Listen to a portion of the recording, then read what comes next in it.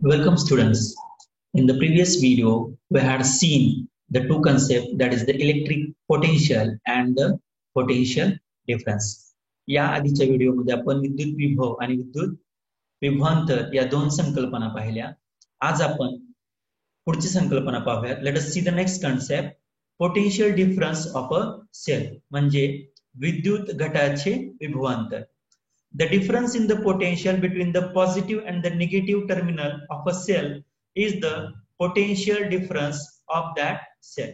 तुम्ही कोरडा विद्युत घट बघितला असेल, म्हणजे आपला बॅटरी सेल किंवा रिमोटचा सेल जो असेल, तर त्याचं वरचं जे टर्मिनल असतं, ठीक आहे, ते पॉझिटिव्ह टर्मिनल आणि खालचं जे टर्मिनल आहे ते निगेटिव्ह टर्मिनल असतं. तर या दोन बिंदूंच्या दरम्यान असणारा जे काही डिफरन्स इन पोटेन्शियल आहे, विद्युत विभवामधील जो काही फरक आहे, त्याला विद्युत घटाचे विभवांतर असे म्हणतात. Okay, so the difference in the potential between the positive and negative terminals of the cell is called as the potential difference of that cell.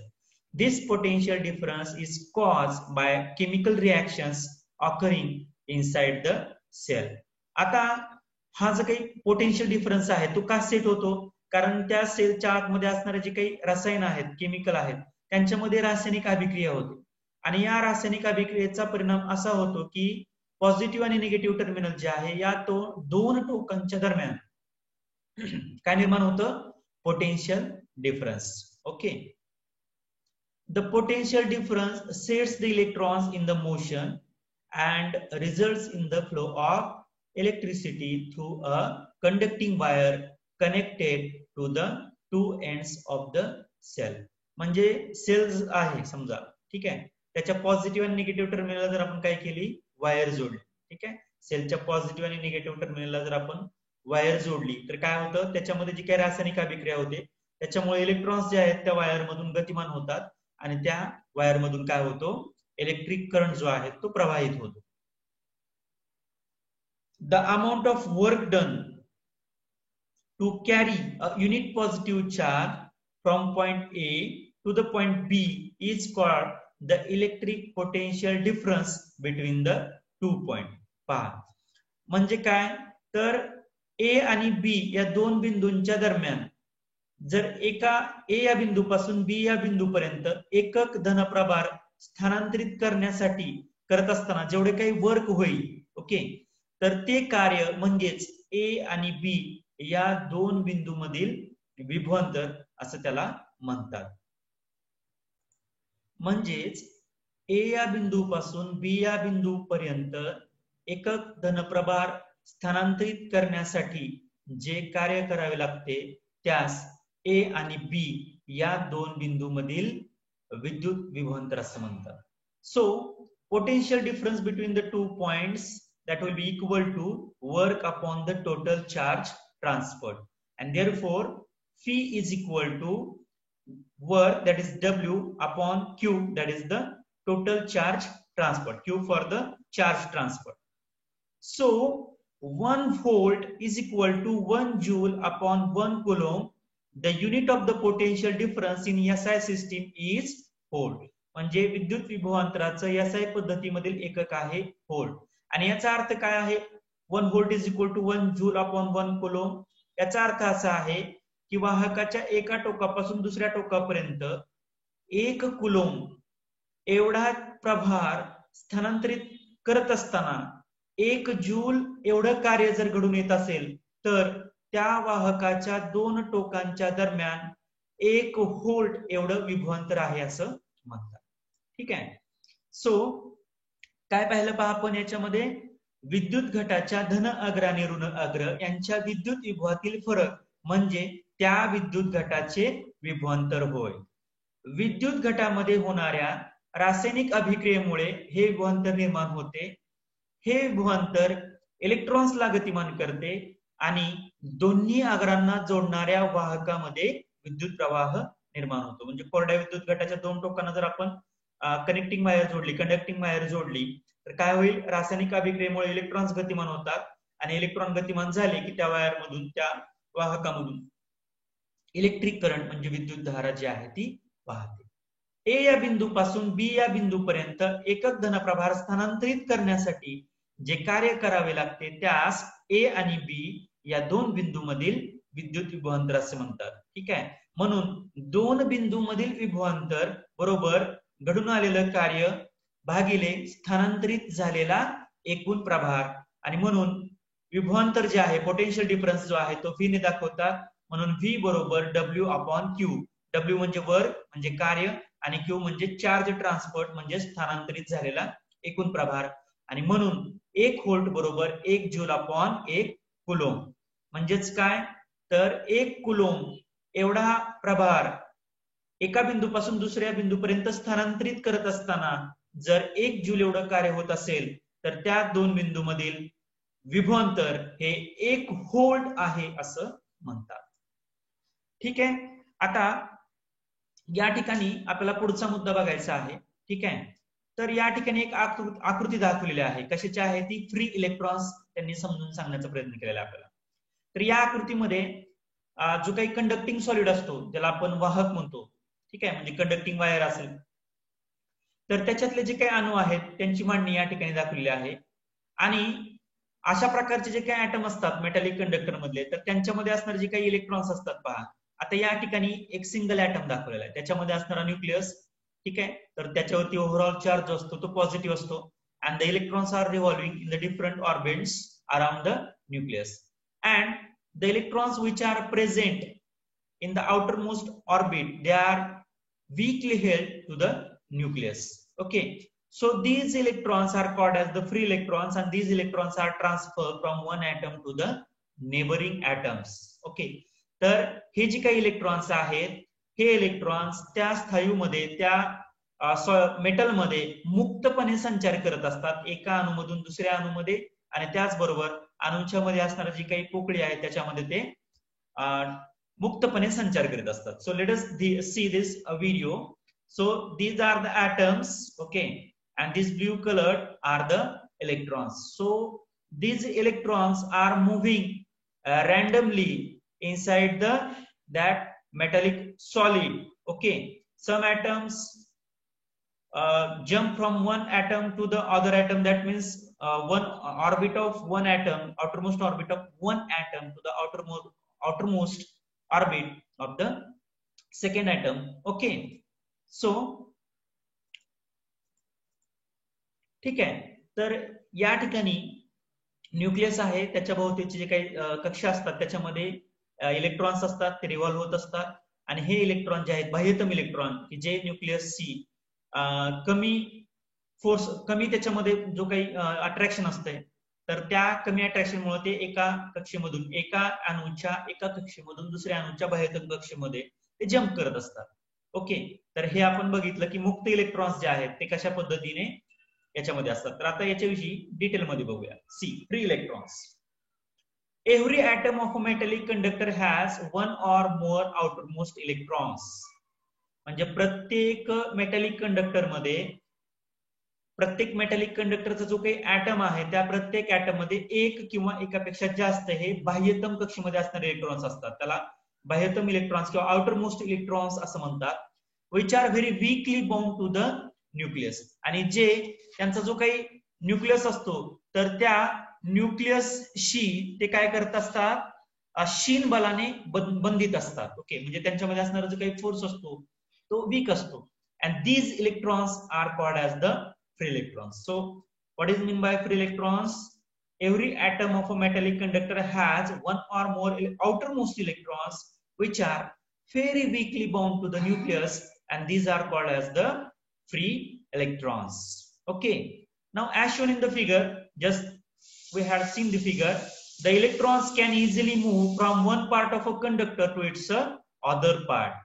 म्हणजे जो काही स्थायू मेटल आहे ठीक आहे धातू आहे तर त्या धातूच्या एका भागाकडून दुसऱ्या भागाकडे अगदी मुक्तपणे हे फ्री इलेक्ट्रॉन्स जे आहेत ते संचार करत असतात. The negative charge of the electrons also get transferred as a result of this motion. आणि हे जे इलेक्ट्रॉन जे आहेत की जे त्या धातूच्या एका भागाकडून दुसऱ्या भागाकडे ज्यावेळेस जात असतात आपल्याला माहित आहे की इलेक्ट्रॉन्स जे असतात ते निगेटिव्हली चार्ज असतात. तर ते ज्यावेळेस एका भागाकडून दुसऱ्या भागाकडे जातात तर त्यांच्यावरती असणारा जो काही ऋण प्रभार आहेत ते सुद्धा ते काय करतात दुसऱ्या भागाकडे घेऊन जात असतात. And that is why the free electrons in the conductor are the carriers of the negative charge. म्हणजे वाहकामध्ये असणारे जे काही मुक्त इलेक्ट्रॉन्स आहेत त्यांना ऋण प्रभाराचे वाहक असं म्हणतात. ठीक आहे. कोणत्याही धातुरूप विद्युत वाहकाच्या प्रत्येक अणुजवळ म्हणजे अणुच्या बाह्यतम कक्षेमध्ये एक किंवा एकापेक्षा जास्त इलेक्ट्रॉन्स असतात. असे इलेक्ट्रॉन असतात की जे अणुकेंद्रकाशी अतिशय क्षीण बलाने बद्ध असतात.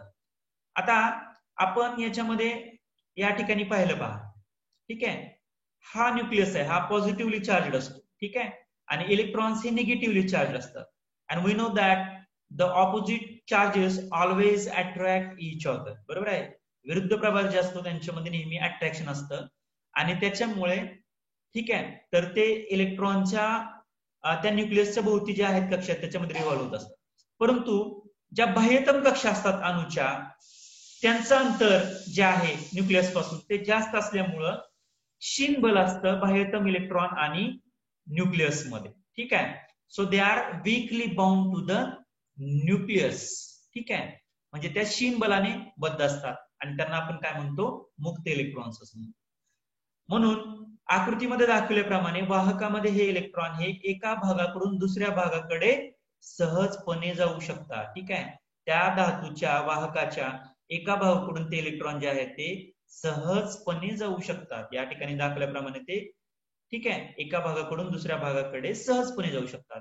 यामुळे मुक्त इलेक्ट्रॉन्सच्या ऋण प्रभाराचे सुद्धा वहन होते. म्हणजेच वाहकातील मुक्त इलेक्ट्रॉन्स हे ऋण प्रभाराचे वाहक असतात. That means the electrons are the carriers of the negative charge.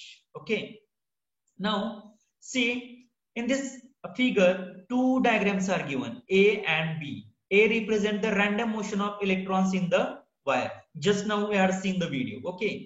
तर आपण आताच बघितलेल्या व्हिडिओ मध्ये आपण इलेक्ट्रॉन बघितलं होतं. तर जी काही इलेक्ट्रॉनची रॅन्डम मोशन आहे ती मेटल वायर मध्ये असते. Okay. When it is not connected to the battery. Okay.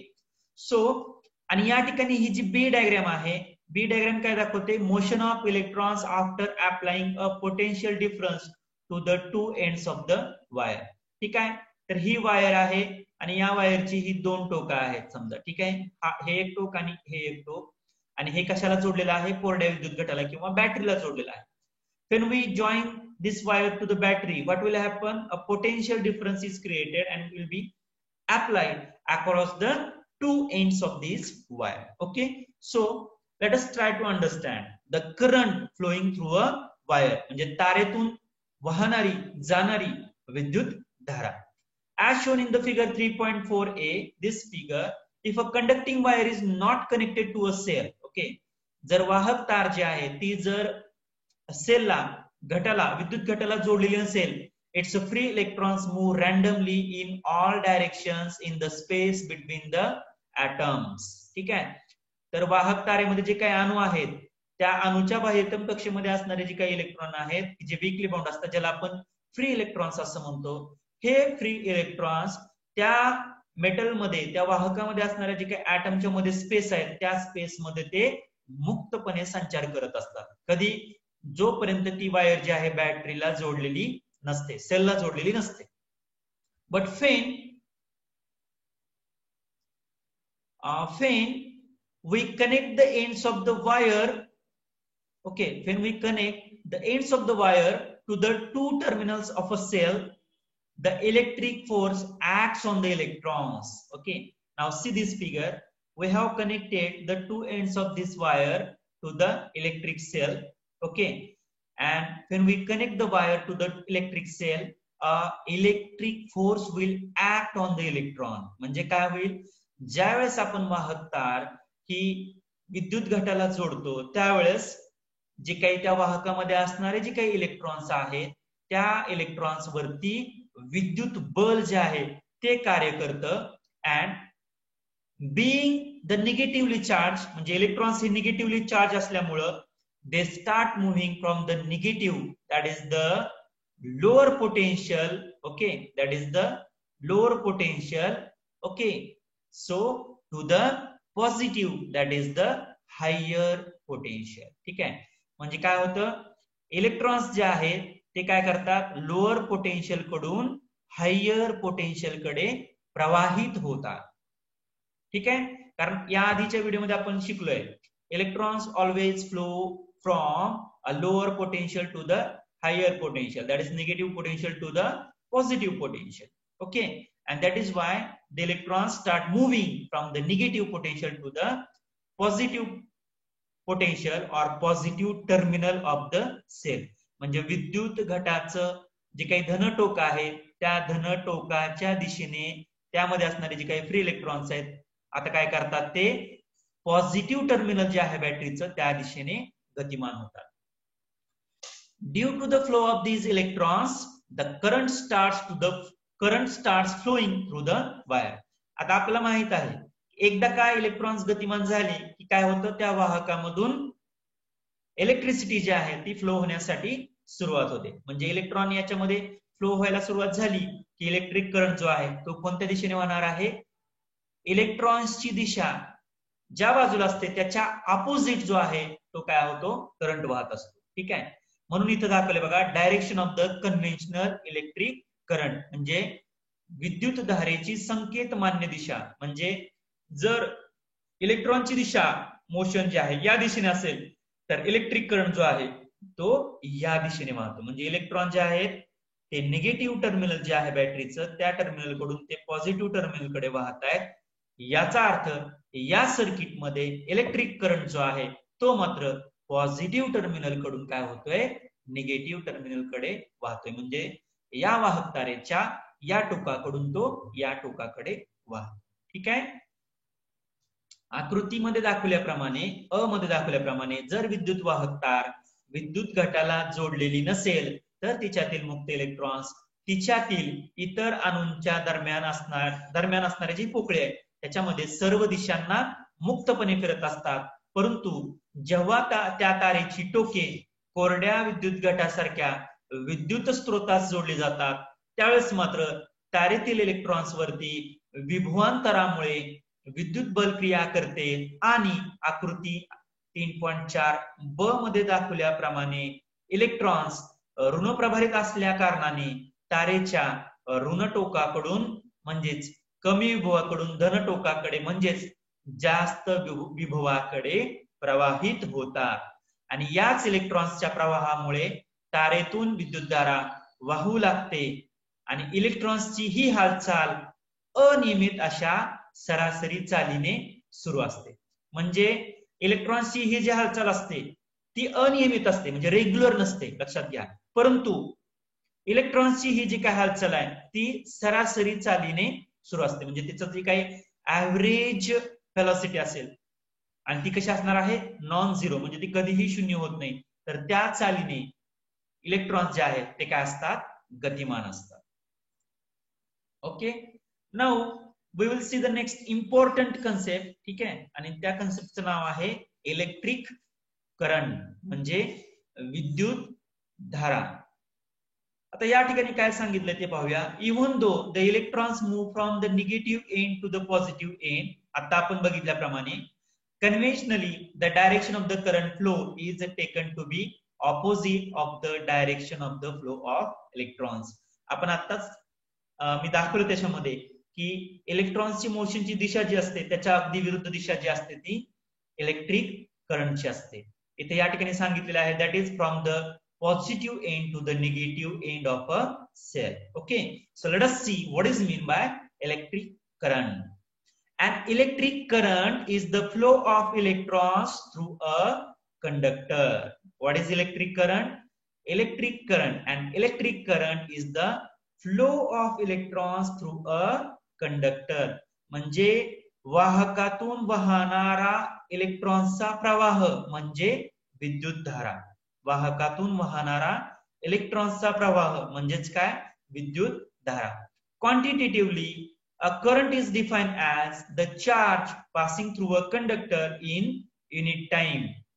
म्हणजे विद्युत धारा जी आहे त्याचं जे मूल्य आहे ते एकक कालावधीत वाहकातून वाहणाऱ्या विद्युत प्रवाह एवढं असतं. म्हणजे एकक कालावधीमध्ये त्या वाहकातून किती विद्युत प्रवाह वाहतो त्याच्यावरून कशाचं मूल्य ठरत असतं, विद्युत धारा जी आहे, इलेक्ट्रिक करंट जे आहे त्याचं मूल्य ठरत असतं. ठीक आहे, तर आपण या ठिकाणी हा छोटासा व्हिडिओ बघूया. Current is the rate of flow of electrons. It's produced by moving electrons and it's measured the motion of electrons. Okay, and electric current, if a charge q is flowing through a cross section of a conductor in time t, then the current I is equal to q upon t. म्हणजे समजा q एवढा प्रभार जो आहे तो वाहकातून t एवढ्या वेळामध्ये जर वाहत असेल तर त्या वाहकातून वाहणारी विद्युतधारा जी की कॅपिटल आय ने दाखवतात, therefore current I is equal to q upon t. What is q? q is the charge and t is the time required to transfer the charge. The unit of a charge in SI unit is coulomb. Okay, and current is always expressed in the ampere. The charge of one electron is 1.6 into 10 raised to minus 19 coulomb. एका electron वरती 1.6 गुणिले 10 चा वजा 19वा घात coulomb एवढा प्रभार असतो. आणि करंट हा जो आहे तो नेहमी कशामध्ये मोजतात, एम्पियर मध्ये मोजतात. Okay, 1 ampere current is said to flow in a conductor if 1 coulomb charge flows through it every second. पहा, म्हणजे एखाद्या वाहकातून वाहणारी विद्युतधारा ही 1 एम्पियर एवढी आहे असं केव्हा कधी म्हणायचं, जर वाहकातून एका सेकंदामध्ये 1 कुलोम्ब एवढा प्रभार स्थानांतरित होत असेल तर त्या वाहकातून वाहणारी विद्युतधारा 1 एम्पियर एवढी आहे असं. Current in detail. Current is the rate of flow of electrons. It's produced by moving electrons and it's measured. त्याच्या अपोजिट जे आहे विद्युतधारा जी आहे त्याची दिशा असते. ठीक आहे, विद्युतधारा वाहकातून वाहणारा इलेक्ट्रॉन्सचा प्रवाह म्हणजे विद्युतधारा होय. त्याचे मूल्य एकक कालावधीत वाहकातून वाहणाऱ्या विद्युत प्रभारा एवढे असते. जर Q हा वाहकाच्या काटछेदातून T या कालावधीत वाहणारा विद्युत प्रभार असेल तर विद्युतधारा I बरोबर Q भागिले T. म्हणजे जर आपल्याला विद्युतधारा काढायची असेल तर आपल्याला एकूण प्रभार भागिले त्याला पास होण्यासाठी लागणारा टाइम जो आहे तो माहित असणं आवश्यक असतं. विद्युत प्रभाराचे SI पद्धतीतील एकक कुलोम्ब असून विद्युतधारा ही एम्पियर मध्ये मोजतात किंवा व्यक्त करतात. आणि एका इलेक्ट्रॉन वरील प्रभार हा 1.6 गुणिले 10 चा वजा 19वा घात एवढा कुलोम्ब एवढा असतो. एम्पियर, वाहकातून एका सेकंदामध्ये 1 कुलोम्ब इतका विद्युत प्रवाह जर प्रवाहित होत असेल तर त्या वाहकातून वाहणारी विद्युतधारा 1 एम्पियर एवढी आहे असे म्हणतात. ठीक आहे, आता एक याचं उदाहरण बघूया आपण. A current of 0.4 ampere flows through a conductor for 5 minute. म्हणजे एका वाहकातून 5 मिनिटासाठी 0.4 एम्पियर एवढा त्याच्यातून करंट वाहतोय. How much charge would have pass through the conductor. तर त्या वाहकातून प्रवाहित होणारा विद्युत प्रभार किती असेल. ठीक आहे, आय ची किंमत दिलेली आहे 0.4 एम्पियर, टी दिलेला आहे 5 मिनिट म्हणजे 5 गुणिले 60 सेकंद करावं लागेल, 300 सेकंद येईल. आपण आताच बघितलं आय चं सूत्र आहे Q अपॉन टी, म्हणून Q चं सूत्र काय तयार होईल, Q is equal to I into t. म्हणून Q बरोबर 0.4 गुणिले 300 सेकंद म्हणून Q बरोबर येईल 120 कुलोम्ब. म्हणून त्या वाहकातून वाहणारी विद्युत, त्या वाहकातून जो काही चार्ज ट्रान्सफर होत असेल तो किती असणार आहे, 120 कुलोम्ब. ठीक आहे, तर या ठिकाणी दिलेला आहे वाहक तारेतून 0.4 एवढी विद्युतधारा वाहते 5 मिनिटांसाठी. तर प्रवाहित होणारा विद्युत प्रभार विचारलेला आहे. आय ची किंमत दिली आहे, टी ची किंमत दिलेली आहे, त्याला आपण सेकंद मध्ये कन्वर्ट केलं आणि आपण त्याच्यानंतर सूत्र वापरलं. म्हणजे आय जे आहे करंटचं सूत्र आहे त्याच्यावरून आपण काय केलं, Q चं सूत्र तयार केलं आणि त्याच्यावरून आपण काय केली, त्याच्यातून वाहणारी विद्युतधारा पाहिली. So in this video we had seen the some concept. So in next video we will see the next concept. परंतु जर महत्वाची सूचना की जर तुम्हाला माझे व्हिडिओ आवडत असतील, शिकवलेलं समजत असेल तर व्हिडिओला लाईक, शेअर आणि सबस्क्राईब करायला विसरू नका. सबस्क्राईब केलं तर तुम्हाला काय होईल, मी व्हिडिओ पोस्ट केल्याबरोबर तुम्हाला ते पाहायला मिळतील. So thank you all of you.